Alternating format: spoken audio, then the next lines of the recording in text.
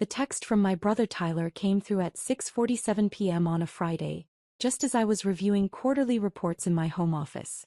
The message made me pause mid-sentence in my analysis of overseas manufacturing costs.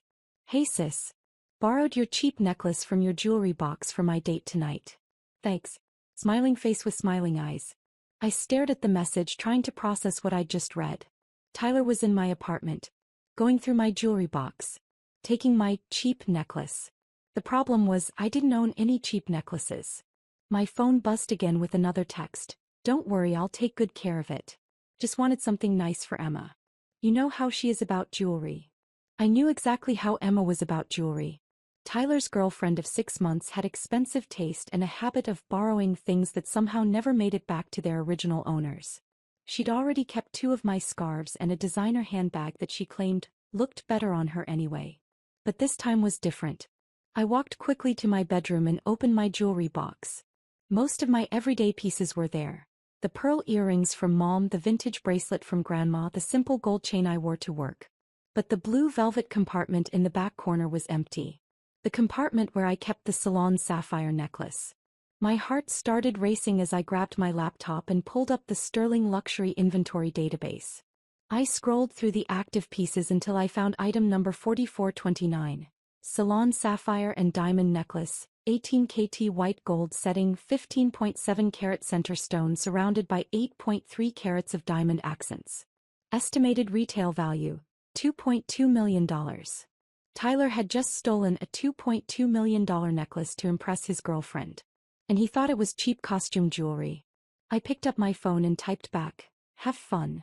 Then I immediately called James Morrison, head of security for Sterling Luxury Jewelers. "James, it's Victoria. I need to report a theft."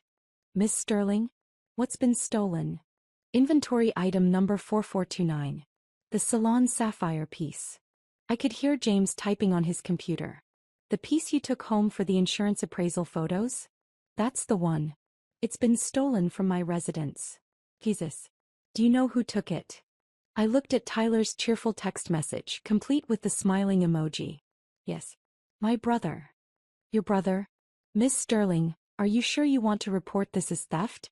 Family disputes can get complicated legally." "James, that necklace is worth more than most people's houses. It's not a family dispute, it's grand theft." "Understood. Where is your brother now?" I forwarded Tyler's earlier text from that afternoon, where he'd mentioned taking Emma to Chez Laurent for their 6-month anniversary dinner. Chez Laurent on 5th Street. Probably just getting seated for their 7 o'clock reservation.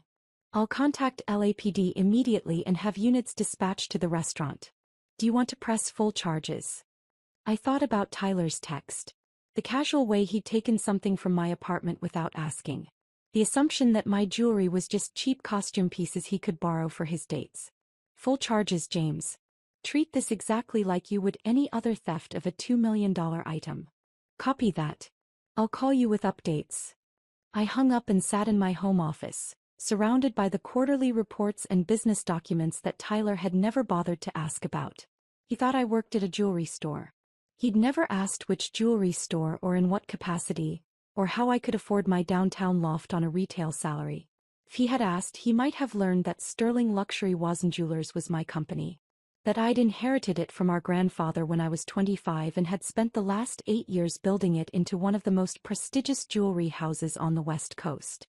He might have learned that the cheap necklace he'd just stolen was part of our exclusive collection, pieces so valuable they required armed transport and specialized insurance.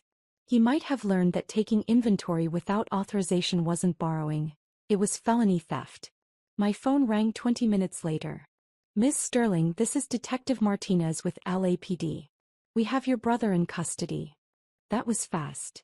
Well, it's not every day we get a call about a stolen $2 million necklace. We took this one seriously. "What's his condition?" "Confused mostly. He keeps insisting the necklace is fake and that his sister works at a jewelry store. He seems genuinely shocked that we arrested him." I imagine he would be. "Miss Sterling, I have to ask, did you give your brother permission to take this necklace?" "No. I was at work when he entered my apartment and took it from my jewelry box. I only learned about it when he texted to tell me what he'd done." "And he doesn't know the value of the piece?" Detective, my brother thinks I'm a retail employee living paycheck to paycheck. He has no idea what I actually do for a living. Which is, I own Sterling Luxury Jewelers. The necklace he took is part of our private collection. There was a pause. You own the company? I inherited it from my grandfather and have been CEO for 8 years. And your brother doesn't know this? My brother has never asked what I do for work, where my money comes from, or how I can afford my lifestyle. He's made assumptions and I've never corrected them. Why not? I looked around my home office at the awards on the walls from industry organizations, the photos of me with celebrity clients, the framed Forbes article about young female entrepreneurs in luxury goods. Because I wanted to see if my family would love me for who I am, not what I own. And the test didn't go well?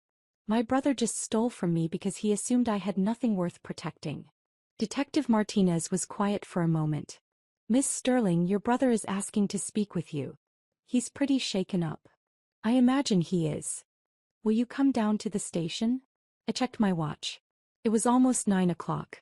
Tyler and Emma's romantic anniversary dinner had been thoroughly ruined. I'll be there in 30 minutes. The precinct was busy for a Friday night, filled with the usual mix of petty criminals and unfortunate tourists. I found Detective Martinez at his desk, a tired-looking man in his 40s who handled white-collar crime. Miss Sterling? Detective Martinez. He stood and shook my hand. Your brother is in interview room 2. He's been asking for you for the past hour. How's his girlfriend handling this? She's upset. Keeps demanding to know why we're treating this so seriously. Apparently she told other diners at the restaurant that the necklace was fake. Of course she did. The restaurant staff confirmed your brother was wearing a very expensive-looking sapphire necklace. Several patrons took photos when the arrest happened.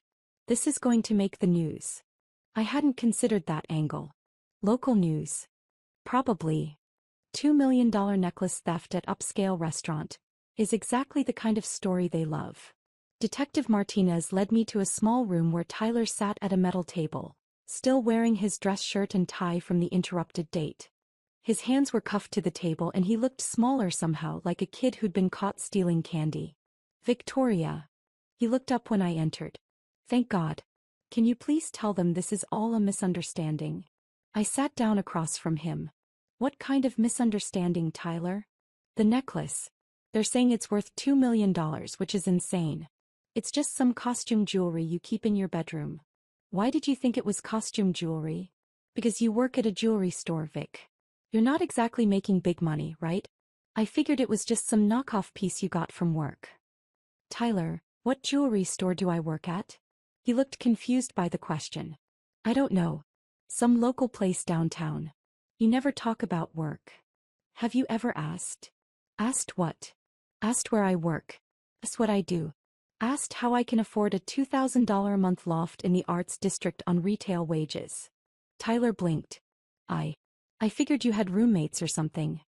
I don't have roommates. Then how do you afford it? I pulled out my phone and showed him the Sterling Luxury website. The homepage featured a photo of me next to the company logo, with the text, Victoria Sterling, CEO and Creative Director. Tyler stared at the screen. That's you. That's me. You're the CEO? I'm the owner. Grandpa left me the company when he passed away 8 years ago. Tyler's face went white. Grandpa's jewelry store? Sterling Luxury isn't a store, Tyler. It's a luxury jewelry house. We create custom pieces for celebrities, wealthy collectors, and high-end retailers. That necklace you borrowed?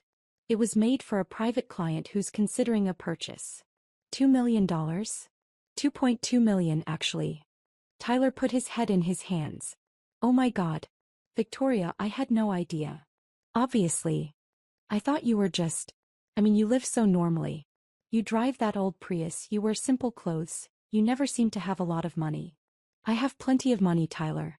I just don't feel the need to prove it to everyone around me. Detective Martinez knocked and entered the room. Miss Sterling, I need to discuss the charges with you. What are the options? Given the value of the item, this is felony grand theft. Your brother could be looking at up to 3 years in prison. Tyler's head snapped up. 3 years. For borrowing a necklace. For stealing a $2 million necklace, Detective Martinez corrected. The courts don't care about your family relationship or your intentions. They care about the value of what you took. But I was going to give it back. When? I asked. After the date. Tomorrow morning. Tyler, you took a $2 million necklace to a public restaurant to impress your girlfriend. What if you'd lost it? What if someone had mugged you? What if Emma had decided she wanted to keep it? Tyler's face crumbled as the reality of his situation sank in. Miss Sterling, Detective Martinez continued, as the victim, you have the right to request that we drop the charges. But given the value and the circumstances, the DA might choose to prosecute anyway. I looked at my brother sitting in a police interview room in his date clothes, finally understanding the magnitude of what he'd done. I need to think about it. Victoria, please, Tyler said desperately. I'm sorry. I'm so sorry. I had no idea. Tyler, in 8 years, you've never once asked me about my work, my finances, or my life. You've made assumptions about everything. I know. I was wrong. You broke into my apartment. I have a key. A key for emergencies. And you took something without permission. I thought it was just costume jewelry. You thought it was okay to take my things without asking because you assumed they weren't valuable enough to matter. Tyler was quiet. What does that say about how much you respect me, Tyler? I don't know. Detective Martinez stepped outside to give us privacy, and I studied my brother's face. For the first time in years, he was really looking at me. Not through me or past me, but actually seeing me. Tyler, what do you think I do all day? I guess I thought you worked behind a counter. Selling jewelry to customers. I run a company with 47 employees. I design custom pieces for A-list celebrities. I manage relationships with suppliers in 12 countries. I oversee a production facility, a showroom, and 3 retail partnerships. I didn't know. Because you didn't ask. You've been so focused on your own life, your job, your girlfriend, your social life, that you never wondered what your sister was doing. You're right. Tyler, that necklace you took represents 6 months of work. The design, the sourcing, the craftsmanship. It's not just jewelry, it's art. I understand now. Do you? Because this isn't just about the necklace. It's about the fact that you thought so little of my possessions that you could just take them. Tyler was crying now. Victoria, I'm so sorry. I know I screwed up. I know I disrespected you. But please don't let them send me to prison. I'll do anything to make this right. I looked at my little brother, who was only 3 years younger but had somehow managed to stay completely oblivious to my success for nearly a decade. What would make this right, Tyler? I don't know. Pay you back. With what money? You work in pharmaceutical sales and you just spent $300 on dinner to impress a girl. I'll get a loan. A $2 million loan? Tyler, you don't understand the scale of what you've done. Then tell me what to do. I thought about the years of family dinners where Tyler had dominated conversations with stories about his work while barely acknowledging mine. The times he'd borrowed money for various emergencies without ever wondering how I could afford to lend it. The complete lack of curiosity about my life. I want you to work for me. What? 6 months. Entry level. You'll learn every aspect of the jewelry business from the ground up. You'll understand what goes into creating pieces like the one you stole. Victoria, I don't know anything about jewelry. You'll learn. And Tyler? You'll be paid minimum wage. His eyes widened. Minimum wage? You took a $2 million necklace because you assumed it was worthless. You need to understand the value of things, including work.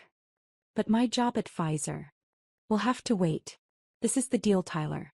6 months working for me, learning to respect what I do, or 3 years in prison for grand theft. Tyler was quiet for a long moment. What about Emma? What about her? She's going to be so embarrassed. Everyone at the restaurant saw me get arrested. Tyler, your girlfriend watched you steal jewelry from your sister to impress her. If she's embarrassed, maybe she should reevaluate her priorities. She didn't know I was stealing it. She knew you were taking things from my apartment without asking. She's kept my scarves and purse for months. Tyler looked genuinely surprised. She kept your stuff? You didn't know? I thought you'd given those to her. When did I give Emma permission to keep my belongings? The realization was dawning on Tyler's face. She said you told her she could have them. I never told her any such thing. So she's been stealing from you too? Apparently. Tyler put his head back in his hands. God, Victoria. What kind of people have we become? I don't know, Tyler. You tell me. Detective Martinez returned with paperwork. Miss Sterling, have you decided about the charges? I looked at my brother one more time. I want to drop the felony charges on the condition that my brother enters into a restitution program. What kind of restitution? 6 months of community service, working for my company to understand the value of what he took. That's unusual, but if both parties agree. Tyler, do you agree to these terms? Yes. Absolutely yes. And you'll return Emma's borrowed items to me? Tonight. As soon as I get out of here. Detective Martinez started preparing the paperwork. Mr. Sterling, you're lucky to have a sister who's willing to work with you on this. I know. 2 hours later we left the police station together. Tyler had been officially released into my custody, and the necklace was safely returned to Sterling Luxury's secure storage. Victoria, Tyler said as we walked to my car, I need to ask you something. What? Are you really worth millions of dollars? I pulled up my phone and showed him the most recent Forbes article about Sterling Luxury's growth. The company's valued at about $60 million. My personal net worth is around $40 million. $40 million. Give or take. Tyler stopped walking. And I've been borrowing $20 from you for gas money.